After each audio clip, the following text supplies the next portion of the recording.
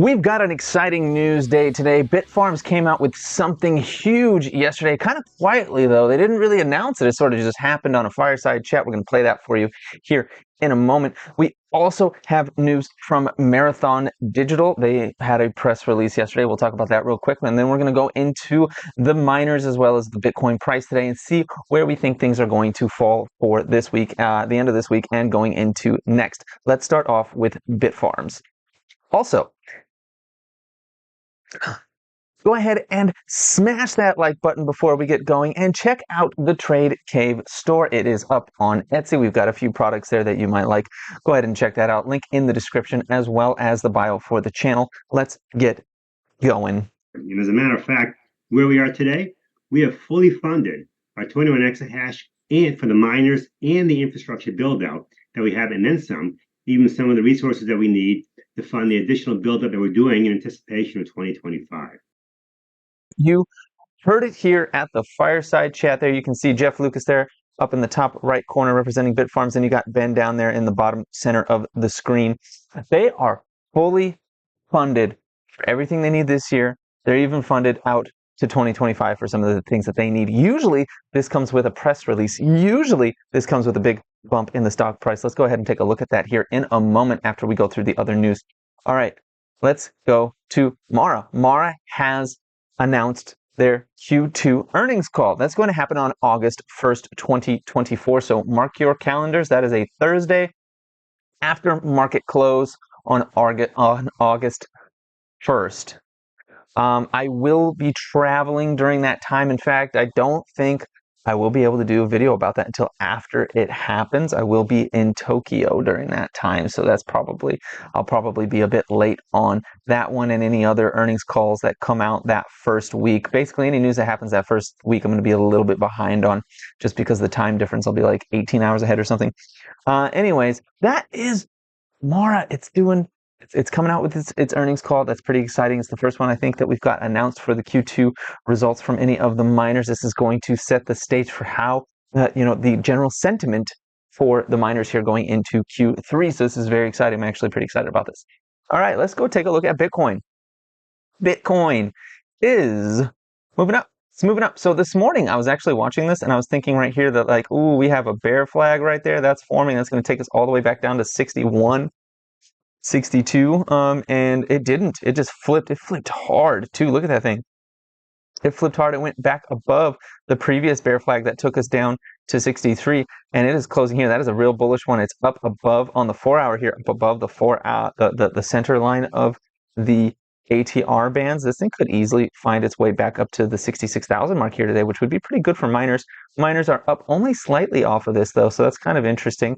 Also, there was that huge global outage last night. CrowdStrike had a huge update that they flubbed.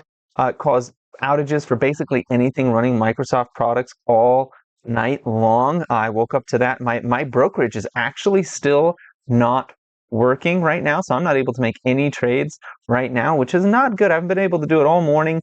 One of my accounts does work, like Webull was working, Schwab was not. So that's a bit frustrating. What a crazy, like, wow, like the whole world went down just because one update wasn't great for CrowdStrike. That just shows you, one, how much influence CrowdStrike has, and two, their stock price was down 13% this morning, so that might be something to look at. Maybe it's going to come up, maybe it's going to go down further, especially if Microsoft decides to find a new partner for their cybersecurity there. Then that could be a big problem for CrowdStrike. But we're not here to talk about that right now. We're talking about Bitcoin miners. Now let's move on to the daily for Bitcoin. The daily for Bitcoin is still looking like a bull flag. The daily for Bitcoin is looking like a bull flag. We are kind of getting to the point where we are almost about to break out of that bull flag here. Honestly, if we close above $65,500 today, this is going to look like we could potentially find our way back up to $70,000 really fast. And that is off of this inverted head and shoulders right here. We have a shoulder here, head there, shoulder here. If we go below, 62,000, we could come all the way back down to $60,000 and still be forming a right shoulder on this inverted head and shoulders pattern. And if we break out above, basically where we currently are right now, just a little bit higher, if we start breaking out of that with any kind of momentum, we're going to find our way back to $70,000 really fast. And if you look down here at this volume oscillator here, so this is red K Vespa oscillator here. I changed it up. I got a comment about this actually the other day, and I decided to change it. And I actually like this one. This one's pretty cool. But you can see here that the volume on this also on the histogram here is still growing. While that is still growing, price still go up. Now, if we get a bar that's flat or lower than this current bar, then we have it like back here, right? Flat or lower, price starts to drop off a little bit or go flat at least. So we are watching that, but the volume is still moving up. RSI is a bit hot, but it could get hotter. So we're not too concerned about that. Honestly, we could hit 70 and we'd still only be at like 90 on the RSI, which Bitcoin has done plenty of times. So we're not too concerned about that, but I do like this inverted head and shoulder look. Now, of course, we do know that Bitcoin loves to do bearish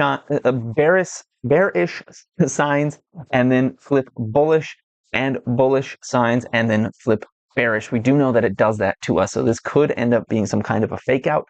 We are at the top of the daily ATR bands. So that is a concern. Now we are closing out a week. So let's go ahead and look at the weekly ATR bands. Yeah.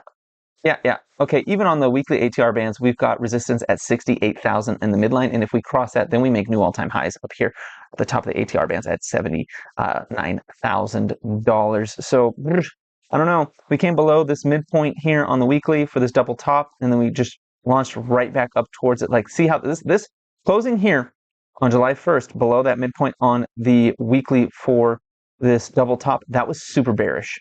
And look, we just flipped it right around. And then everybody was talking about these tweezers on the daily, saying that was super bullish and Bitcoin's definitely going back down to like $58,000, $56,000, and then it flipped.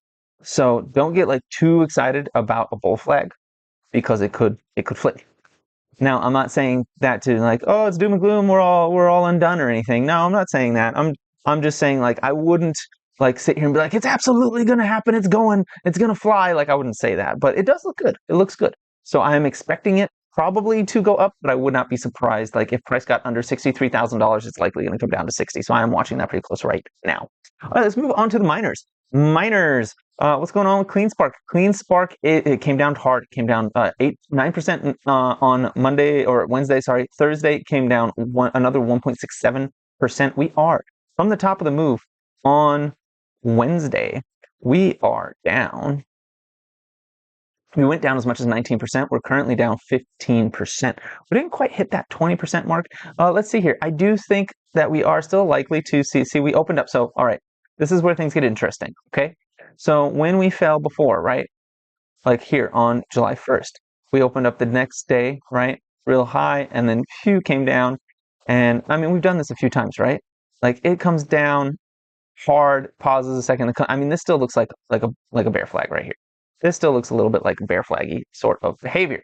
Now, the fact that this body if this body closes anywhere below $17.06, I'm going to be pretty concerned about it. If it closes above $17.43, then I'm going to feel more bullish about it. But if we get an inside bar here, meaning the body of this thing, of today's candle closes between 1735, right? 1735 and between 1706. If it closes in between there, I'm not going to like that. I don't like that at all. If that's what happens, that's gonna spook me out a little bit. I did sell some covered calls off of my CleanSpark shares, which I'm not feeling super great about right now because price did go up and I am currently down on those. Now I did set it at a $20 strike price, so I will be significantly in the money if I do get called on that. I also have leap calls on CleanSpark that allows me to do a poor man's covered call, so I could just sell those calls. I could sell those calls and buy back the other calls, and it's really just like a one-for-one exchange there, so I wouldn't be too concerned there. I'm set up pretty nicely, honestly. I'm set up pretty nicely on my CleanSpark. I'm really not going to lose money even if this goes bad on me. Whoopsie. I lost my volume oscillator. That's not ideal. Oh well. So yeah, I'm looking at this, and if we go to Heikinashi's is still printing red. So that's not good. Like as soon as we turned red on 4 hour, we were coming down and we are still red on 4 hour. If we go to the 2 hour, is there anything we're really green on? 2 hour, we got one green doji, and this is looking like a bear flag where if we get under, we could easily find ourselves at like 1690 or lower here on this pretty quickly. Let's take a look. Hourly, we've done this before, right? We came down, went up, bear flag came down. This still looks like a bear. It still looks like a bear flag. I'm sorry. CleanSpark still looks like a bear flag to me for now. I think it's going to be more of a slower bleed off, something like what we saw back here in June, where it was like kind of like not as dramatic, but it was selling off. I think we might see something like that because if you notice, like this sell off here in early June and this sell off here in the on July was at second and third, those were just nonstop drops and they went pretty dramatic and pretty deep. Whereas what we're seeing here is more flagging behavior. So it's more like an Elliott wave, right? We got 1, 2, 3, 4, and then now we have the fifth wave. And that fifth wave is probably going to take us to just under $15. Like right here, right? We got wave 1, wave 2, wave 3, wave 4, and then wave 5 should take us somewhere about right here. Somewhere around 1550 or so. And that is where I will absolutely be letting go of those covered calls that I've got. I will be somewhere like 30 or 40% in profit off of those in a couple of days, and I'll just let them go. And then probably buy some shares with that money, to be honest. That's what I'm looking for on CleanSpark right now. Let's move over to Bitfarms. How has Bitfarms responded to the news that they are fully funded? Remember when IREN got its news that it was fully funded? They like just blew out of the gates and went crazy, and just way up. Even if Bitcoin, well, no matter what Bitcoin was doing, well, we're not getting that with Bitfarms. Bitfarms is actually being very subdued. Also trying to print an inside bar on 2 days candle. It is struggling to get over that. Oh, this is the Canadian version. Let me look at the US dollar version. We are not on an inside bar on the US version. Nice. Okay, this actually isn't so bad. All right, that's why I like looking at the US one instead. Anyways, we're just below the midline on the ATR bands at 274. That is going to be resistance for us. This could end up being a bear flag scenario where this comes down, back down to like 250 potentially. That's really there. If we cannot get over that yellow line, honestly, we need to close above that yellow line, probably 2-day, in order to see that happen. If we close beneath this yellow line and on Monday open up detached from it, meaning our candle is not touching that mid ATR band, if it's just like free from it below it, then that is confirmation that we are likely going to go down to 250. The fact that yesterday's candle and today's candle both are touching that ATR band means that we are not out of the game yet, and we could flip bullish still. Okay, that's what that means. So we are watching that carefully. Our indication that we were coming down was this candle right here on July 17th on the 4-hour. That was a blow off top. Let's go to the daily. Actually, let's go to the daily. I was on the 4-hour. Let's go to the daily. Same thing. Mid ATR band, 278. We are currently touching it. If we close away from it and we open Monday also away from it, yeah, 250 is likely coming in. We are going to it looks like we could very likely print a doji today unless we get some really good movement out of this thing. The volume though is still growing, so I like that. You can see down here on the oscillator, volume is still growing. I like that. This little what is this? These plot lines are getting further and further away from each other. That's nice. I like that. That looks good. I'm not too upset about this honestly, but I do hate this lower high. I don't like this lower high here at 315 versus 329. That does concern me. If we get a lower low, which would be under 230, I don't see that happening because that's the riot attack. But if we get like a low, honestly, all of this movement, right, like right here, everything like 255 and below is really just manipulation from riot screwing around. So honestly, if we get under 253, I'm going to say we're making a lower low off of like the normal price action, not the riot manipulated price action that we saw here after they started announcing all their stuff that was going on. So under 253, I'm going to be pretty concerned about this move, especially since this is a lower high.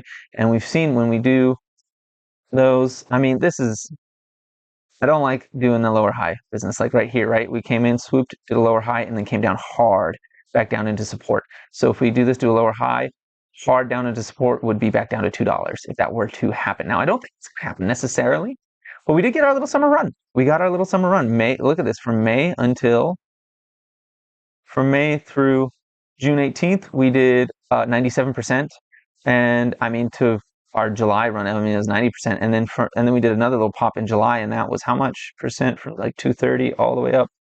That was 40%. Like, I mean, there's your summer run. So that did happen. That was great. I'm pretty happy to be correct about that. It might be over potentially. I'm not going to call it's over until under 250. Under 250, I may consider letting go some of my swing positions and, my swing bag, and then wait till it comes back down a little bit and load up in that again for another go here. I haven't let go of really anything yet. at this time because these runs can generally go into like the second week of August. So I don't think we're out quite yet, but this does look, I mean, under two, like I said, under that 250 mark, I do think we're coming back down to support, which is going to be all the way down at like $210, $2. So be aware of that. Let's go look at BitDigital. BitDigital is going to have a big week next week. The Ethereum ETFs are likely going to begin trading on Tuesday. BitDigital is the largest publicly traded company, or sorry, not the largest, is the publicly traded company with the largest Ethereum treasury. That's what I'm trying to say. They have the most Ethereum of any publicly traded company. They are going to benefit wildly from Ethereum price increases. And we are expecting to see that potentially next week. And I think that very well will happen because we already saw that big sell-off in Ethereum after the announcement of the ETFs. I think once we get trading, we could likely see it just money flows into it. We might see a few days of choppiness, but I don't think it's going to see like a return back to 2,800 like we saw after the announcement. I think that sell-off is already done. And I love this chart on BitDigital. This is great. This is perfect. It got above the midline on the ATRs and just is bouncing between the top ATR and the midline. So the red and the yellow, it's just bouncing between the red and the yellow, between the red and the yellow. Once it breaks the yellow for a couple of days, I might be a little concerned, thinking it might come back down to the blue line, the bluish line down here at 269 currently. It's going to drive up. I mean, it might be $3 before it visits that again. But as long as we're bouncing between the red and the yellow, BitDigital is charging up. And I want to see, honestly, I want to see after this Ethereum pop, I want to see this thing get into the high fives. I would be happy letting go of my swing shares in the high fives on BitDigital. I'd be very happy with that, actually, considering I bought most of my cost basis is, $250. I'd be very happy with a high fives on this. That'd be 100% swing plus. So that would be fantastic. I do like that BitDigital is showing higher highs when it does do swings. Like we had this high here in June 23rd at 483. And then on December 27th, we had another high at 527, which was higher. Expecting a higher swing again, somewhere around like the 550, 575 range, somewhere in there. I'm expecting to see this go around on BitDigital. Let's take a look at Mara. How is Mara doing today? Mara is up 3.34%. I like that. It is holding structure above all of this resistance here. So it got above, unlike CleanSpark, Mara got above resistance and is holding structure. Now, this is a sell-off. I would be happy to reload my Mara call options that I sold back here at, the current promise. I sold it back here on that first jump on July 15th because I wasn't sure if it was going to keep going or not. I would be happy to reload those around $22.75, around $22.75, $23. I'd be very happy to reload those. Honestly, I might consider reloading them at $23.30 because I don't know if it'll go any lower than that. Let's turn on the 4-hour and let's look at the Heikinashis on this guy. They are still red. So I do still think that there could be some movement back down, continue to move down. I do think, I do think we're going to hit $23. I'm thinking $23 will likely be where we hit. That's where I'm going to reload my calls for Mara. And I will hold those through Christmas. I'll do like maybe February 2025 or, as far out as I'm comfortable buying. I might buy less, but buy them longer out. Like maybe I'll do like 2 or 3 and buy them out to 2026. I might consider doing that. I'll have to think about that and do it, when I'm about to do it, and I'll have to look at it a little bit more. But that's what I'm thinking right now for Mara. And of course, none of this is financial advice or a suggestion to buy, sell, or hold any asset whatsoever. It's for educational and informational purposes only. But yeah, I do like Mara where it currently is, and we're sitting. It broke above structure and is holding there, and that is beautiful to see on Mara. It is about time. Let's take a look at RIOT real quick. How is RIOT? RIOT is doing exactly the same thing as Mara at a smaller scale, but same thing. This is the exact same chart pattern, the exact same chart as Mara. It got above. Now it has slightly come back into it. Now this would be an area where I would consider going long on RIOT a little bit. Now it does have potential to come back down to that $10 level and below. But it did come back and tap the top of this structure here, came back and tapped the top of it and bounced. I like that. That's really bullish. I like that. I do think that RIOT has room up to like that $16 range, maybe $18 range. I will be selling it around that range, right? If this thing gets to $16 and shows strength, I'll hold it and see if it goes up to 17, 18. If it shows any weakness at $16, I'm letting this thing go. That's my personal game plan here. Let's take a look at IREN. IREN is getting close to my area here. So we are still in a downslope here. So as long as IREN doesn't break this trend line right here, as long as it doesn't break this green one right there, it's still coming down. It's going to keep coming down until it breaks this. When it breaks this, it will have permission to go back up. We are looking at the volume on this. So the volume, the red volume, still growing. All right. The RSI came to the bottom, bounced a little bit, but it could come up to the signal line there, which is at 50, and then do a 50 retracement and find itself falling back down again. It could hit the 50 pretty easily, even if it just moves up to like 1150 or so. So that's what I'm watching right now. I do think that this here is confirmation of the double top on IREN. If we close beneath 1126 today, I'm going to be feeling pretty confident that IREN, unless some big news catalyst comes out, I'm going to be feeling pretty confident that IREN is likely to come down to near my $8 level on it. So I do think that could very likely happen. It might stop at 967. It almost got to my first target there, but I am watching this closely. As long as it doesn't break this green line here, I am feeling confident it is likely to hit $8. $8 is where I plan to load up on IREN. Okay, let's go take a look at CORZ. How's CORZ doing today? CORZ is... CORZ is CORZ. All right, it opened and closed detached from the bottom, the midline of the ATR. Okay, so that means that we could come down to 944 pretty easily before we find support here. We almost did. We came down to 971. And then below that, we don't find any support again until we get down to 831. And that is weak support. The next level of support down is 611. Also not the strongest. The strongest support is down at 416, which would be dramatic. I don't think it's going to do that. But it could. So be aware. CORZ has it just doesn't have enough price history for me to really say what it's going to do. I think it will probably hit 942, and we'll probably find strength there because it has been doing that. But I don't like this ascending channel here because remember, ascending channels tend to break to the downside. So if this does break, and it does look like it could be looking like it's going to break today or on Monday, we will quickly find ourselves down around 831, maybe even as low as like 760 or so, like down here at 780. Well, 781. We might find ourselves all the way down at 781, which is the ATR bands, which I think is what I'll be using going forward to measure CORZ's potential movement, because that's really the best thing I have for something with so little price history. All right, let's take a look at WULF. We forgot WULF yesterday, so we're going to take a look at WULF today. WULF is looking better.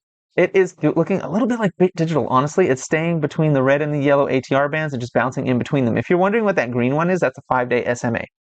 Just to be clear. It's just bouncing between the red and the yellow, and it looks like it's hitting the yellow and beginning to bounce again. WULF cannot be stopped. I don't know what to do about that. I'm not buying at these highs. It's too high for me. I'm sorry. I just can't do it. Now we're looking at below support. If it gets down, support is going to catch it around 479, 480. That will be an area of support for WULF if it decides to break below the yellow line here, which is at 544. We're currently at 551. We have room all the way up to 650 though. We have a dollar of room to the upside and about 70 cents of potential down. I mean, we're in the middle right now. This is a bit indecisive. I would probably stay away from this just for that purpose right now on WULF because I don't know where it's going to go. But it does look like it is leaning probably more bullish than bearish since it's been doing this pattern for a while. That's what I'm looking at for WULF. What about HUT? How's HUT doing? HUT, similar to WULF. Honestly, this chart looks exactly like WULF. Everything I just said about WULF for HUT, but with its price action, 1714 is probably support. Up above, we got about $20 where we would find strong resistance. If we break below 1714, we're going to come down to $15 where we will find the next level of strong support. Below that, the next level of support is at $13 for HUT. HUT is looking strong right now. What about CIFR? CIFR still operating off that blow off top that I called on July 17th. It is forming a small candle here at the base of this engulfing bearish candle. That is not a good sign. That's not Fantastic. I think the market is likely going to be waiting. Like price action is going to be pretty boring and flat on CIFR, I think, until they get an offer and we find out what other Bitcoin miners think CIFR is worth. And then we'll see price fluctuate towards that and either, above or below it, depending on what the sentiment is for CIFR. I am now staying away from CIFR since it is for sale, which means that things can get volatile and crazy. I'm not very interested in holding shares of a Bitcoin miner that is going to be like that when I have so many others that I am trying to manage, right? So I'm staying away from that for that purpose. Let's take a look at MSTR real quick. How's MicroStrategy today? 1693. I sold two. I mean, it was my stop loss. It nailed my stop loss. What am I supposed to do? Oh well. I missed out on another $100 gain. If it honestly above 1700, I'm in it again up to 2000. And I'll just get another $300 there. Honestly, this is building an inverted head and shoulders on MicroStrategy. It is contingent on what Bitcoin does. Earnings is coming up. MicroStrategy earnings is a bit spooky. It says it's on Tuesday, July 30th. No matter what price does, I am waiting for those earnings to come out before I do anything with MicroStrategy. I am happy sitting on the sidelines waiting for that news event. Because remember, last time they did earnings, they had a minus 17% day. And I don't think their earnings are going to be any better this time. So I'm staying away from it personally. We did run it up. We ran it up from this area here, this white line area here. We ran it up from that white line all the way up to this red line up here at 1562. I sold at about 1567, 1568, something like that. We ran it up from there. That's where my stop loss knocked me out because it went to 1700 almost, and I gave it over $100, stop loss move, and it nailed it. So I had to sell. And now we're just waiting for it to get over 1700. But if it does it before earnings, I will wait for earnings because earnings on MicroStrategy can be a wild time, and I'm not interested in that type of gambling right now. Okay. What else are we looking at today? Oh, let's see where Block is today. We talked about Block yesterday. Block hit this, fell down to this exact area I said it would. Oh, that's beautiful. I love it. It looks like it wants to come back up again. That's cool. I might actually play this later if Schwab decides to start working again. I can't play anything right now, so I'm really just got my hands tied. Let's take a look at CRSP real quick. CRSP, whew, that got dropped. It dropped hard yesterday. That wasn't great for that cup and handle. It looks like that cup and handle might. No, it's not entirely invalidated. We are getting a hammer candle at the bottom of the move, which looks very similar to this handle candle here on July 10th that sent us from 55 all the way up to 63. So if we get that today, yeah, we could see this come a flying high here out of that for CRSP. I'm pretty excited about that as well. Now, again, I only have a few shares of this. I only bought a very small amount of this because I was like, I see this cup and handle forming. I think it might do it, and it very well could. And honestly, even if we negate this bull flag here and we look here, I mean, we could say that this here was the cup handle, came down to about the midline. If it goes any lower, I'm going to say that's invalidated and we're going back to $52. But if you're willing to hold these shares for a long time, if you remember me talking about the Wyckoff distribution pattern that it is doing here on the weekly, honestly, maybe even on the monthly chart. Weekly is fine. Let's look at the monthly. Let's see how it looks on the monthly. It's a little probably easier to see, right? We have this flat plateau followed by massive gains, followed by sell-off, followed by slight rising plateau, followed by massive gains, followed by massive sell-off, followed by this plateau zone that we're in right now, which will likely be followed by when the money starts flowing again from the Fed, the Fuddy Fed. It will likely find itself launching into massive gains once again from there. And notice that every time it makes this one of these plateaus here, there's one of these flat accumulation zones, it is higher each time. And so far, the peaks have been higher each time. So I'm expecting something like $170, $200 range on this thing at some point in the future. This could be 18 to 24 months out. So this is a longer term thing I'm looking at right now, but I am looking at accumulating in this accumulation zone here that is clearly where institutions have decided that this is a zone to accumulate. And I think I should accumulate there as well, especially considering that it is near the bottom of that zone right now. Okay, that's why I'm doing it. It is a long-term play. If you don't have patience, I wouldn't do it. I can wait, and that's what I'm willing to do with this one. Anyways, that is all I've got for you today. Please like, comment, subscribe, share this video. Check out the Trade Cave store, link in the description, as well as the video or the channel bio, and have a profitable day.